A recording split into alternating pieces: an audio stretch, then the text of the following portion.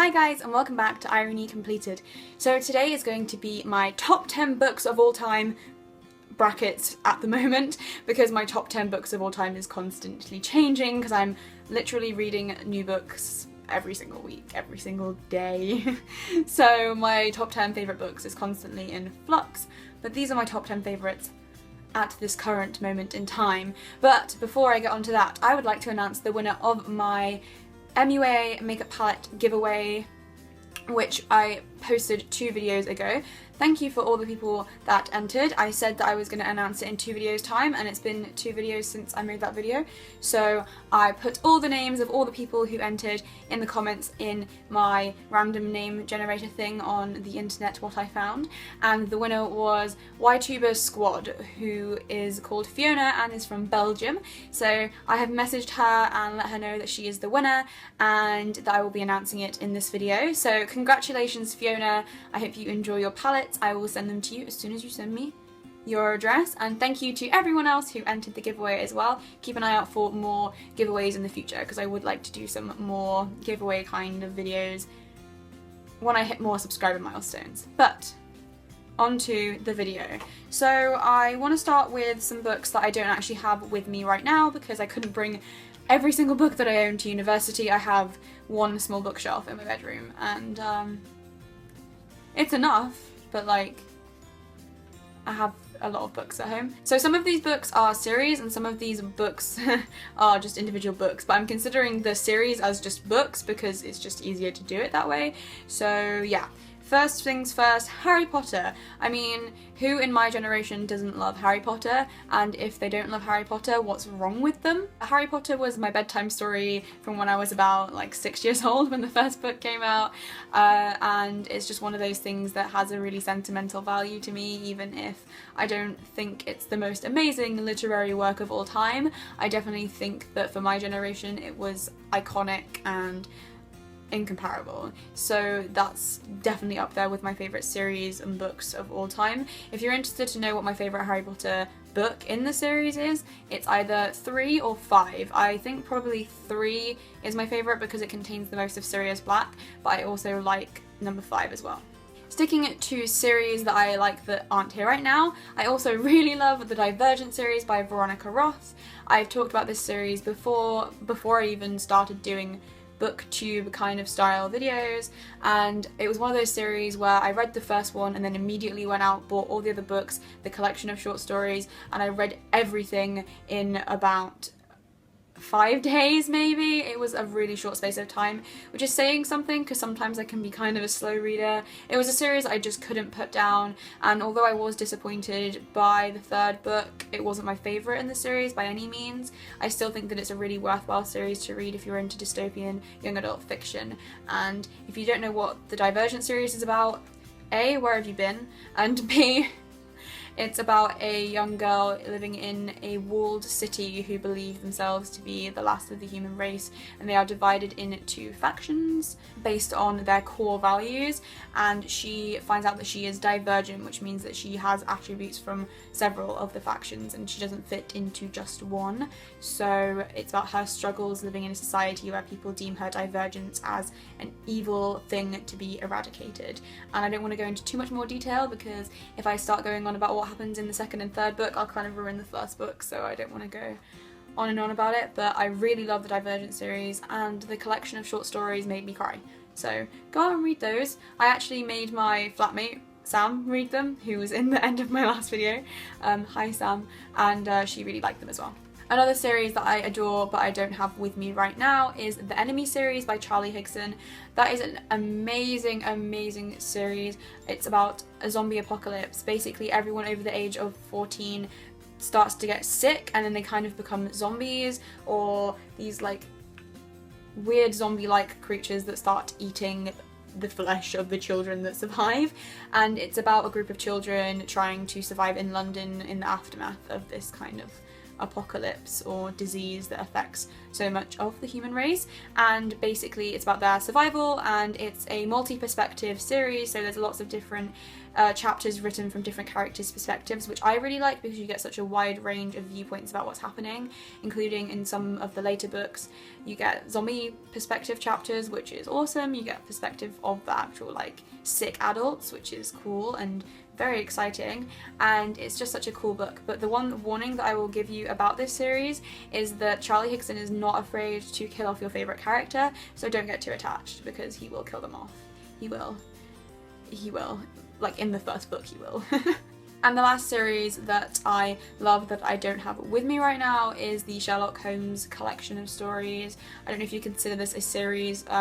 I have a really big leather-bound copy of all of the Sherlock Holmes stories in one book that my friend Lauren got me a couple of birthdays ago, and I think it's amazing, and it's just one of those kinds of collections of stories that I dip in and out of whenever I want to just experience some Sherlock Holmes magic.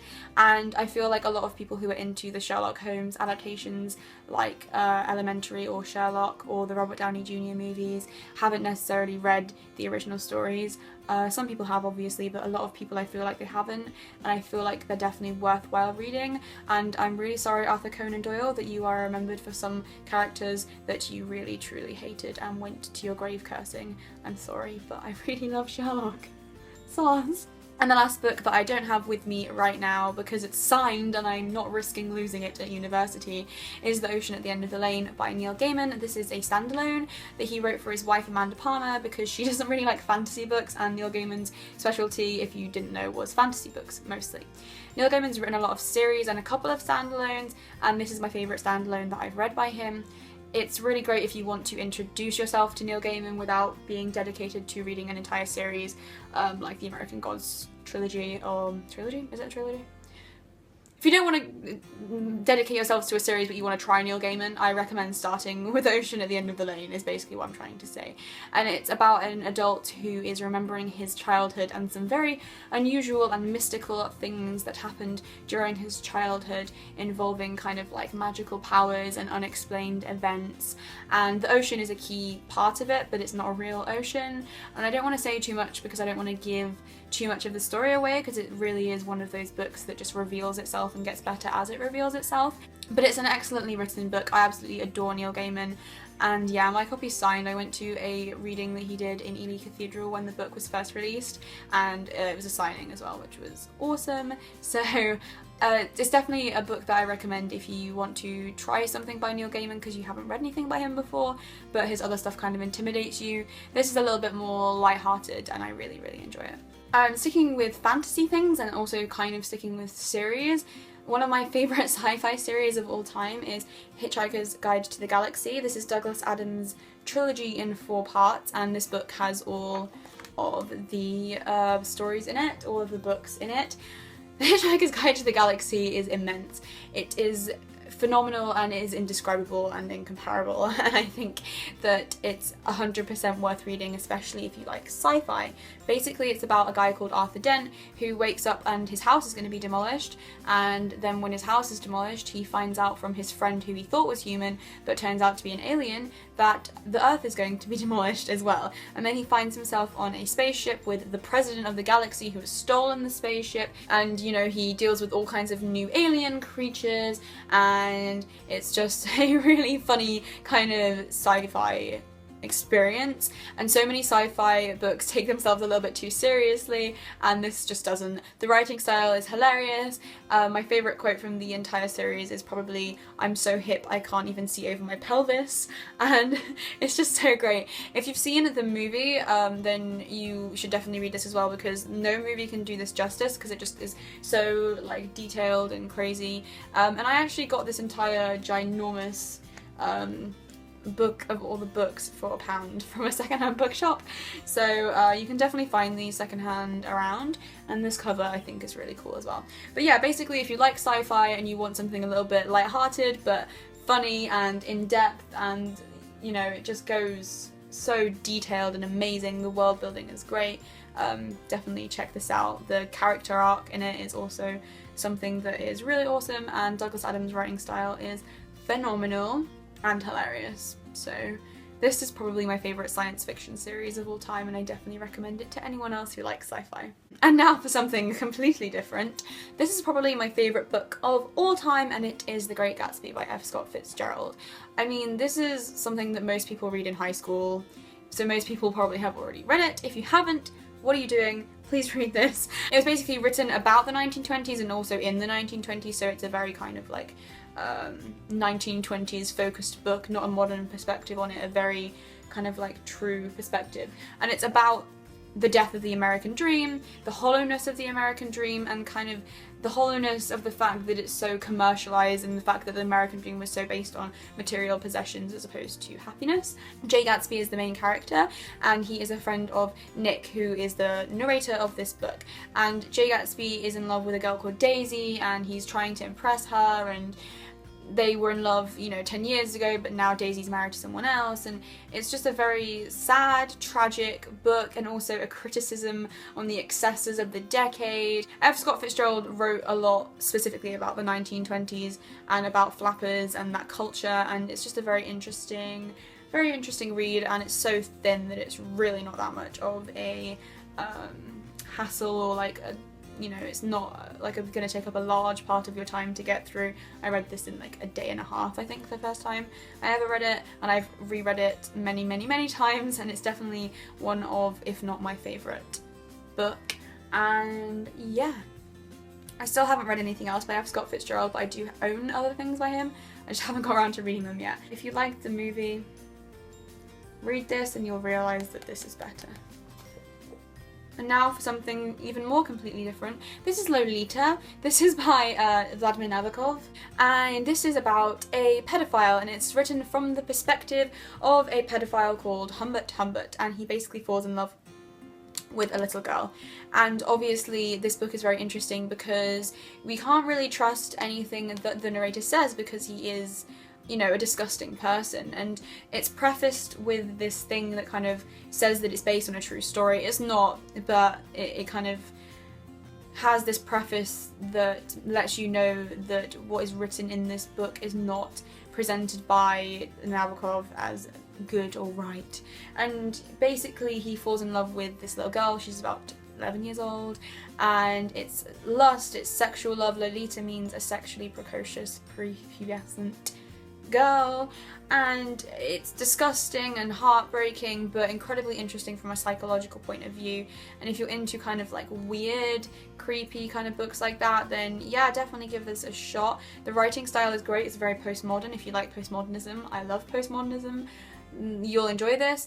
And it's just very interesting because you don't get very many books written from the perspective of the villain in the story. If a book is first person, it's usually written by the main character or by a friend of the main character, like in The Great Gatsby's case, but no, this one is written by, you know, the antagonist of the story, the pedophile. And it's just, like I said, it's just a very interesting book to psychoanalyze, and I really recommend it. Obviously massive trigger warning for childhood sexual abuse, pedophilia, rape and violence, but if those things don't trigger you and you're not sensitive to those things, then I definitely give this a shot. And last prose book in my top 10 favourites, this is The Picture of Dorian Gray, which I actually only read pretty recently. I'll link below for you guys the book club that I did where I talked about this book in more detail, because obviously I'm only going to go through an overview of this right now. Basically, I'm sure you all know the story of Dorian Gray by this time because it's immensely popular in pop culture. Basically, Dorian Gray wishes that he would not age and that a painting that he gets done of himself would age instead. And this happens, and the painting reflects all the evil and bad things that he does in the world, including murder and drugs and all these awful things. You know, it's the inner turmoil that he feels about the fact that he gets to be young and beautiful forever, but also he gets to be reminded of all the horrible things that he's done every single day when he looks at the painting. So it is a really interesting psychological book, and it belongs to the early horror books of like the 1800s, which I really enjoy. I really love this and Frankenstein and Jekyll and Hyde and all those kinds of like early gothic, all these kinds of British gothic horror stories. I really enjoy them. So I definitely recommend this, and if you want to know more about what I think of the book, then I will link on a card and down in the description the book club where I talk about it in more detail for you guys if you want to know more. And lastly, I have a collection of poetry. This is Ariel by Sylvia Plath. This was published posthumously by her husband after her tragic suicide in 1963, and it is a collection of poems from the last 3 years of her life. Basically, this is my favourite poetry book. I love Sylvia Plath with a burning passion. She's absolutely my favourite poetess, favourite poet, full stop, and this is amazing. My favourite poems of all time, let alone my favourite Sylvia Plath poems, are all in this anthology, including Lady Lazarus, which is probably my favourite poem ever and contains my favourite lines from a poem ever, which is "Out of the ash I rise with my red hair and I eat men like air." If you want to get sad and depressed, or you're feeling sad and depressed and you want to know that someone else has felt the same things as you at some point in history, then this is a really great poetry book. And poetry is just something that I think is really easy to dip in and out of and enjoy how you like. So yeah, I definitely recommend this. And that is my top 10 favourite books of all time at the moment, but I want to add something on the end, another poetry book. If you like poetry but you don't think you'll be into Sylvia Plath, I mean, what's wrong with you, first of all? But if you want something a little bit more lighthearted, then my favourite lighthearted poetry book is this one by Tim Burton. It's The Melancholy Death of Oyster Boy and Other Stories, and it's just so much more lighthearted, but it still has this really creepy gothic twist that we come to expect from Tim Burton. It's kind of like creepy cute, do you know what I mean? And it also has some really awesome illustrations in here of like Tin Can Boy and things like that, and it's just got some really funny limerick style, kids style poems about really creepy subjects, and I really enjoy it. So this is an alternative to Sylvia Plath if you fancy something a bit more lighthearted. That's all for this video. Congratulations again to Fiona for winning my Emmyway palette giveaway, and let me know if you guys want to see me do more giveaways in the future, and if you want me to do book giveaways or makeup giveaways or both, just let me know and I'll see what I can do in the future. Let me know down in the comments as well what your favourite books of all time are, just like your top 5 or something. I'm really interested. I'm always looking for new recommendations of books to read. If you want to follow me on Twitter, Tumblr or Instagram, they'll all be linked down in the description, along with everything that I'm wearing and what's on my face right now. Thank you guys so much for watching, and I'll see you next time. Bye! For the thumbnail.